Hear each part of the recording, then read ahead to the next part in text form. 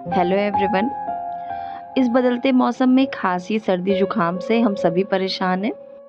तो आज मैं आपके साथ शेयर कर रही हूँ एक घरेलू नुस्खा जिससे आप सर्दी जुकाम और बहुत लंबे समय से आ रही खांसी से छुटकारा पा सकते हैं। इसे हमने इतने गुणकारी इंग्रेडिएंट से बनाया है कि आपकी सर्दी जुकाम खांसी में ये 100% आराम करेगी।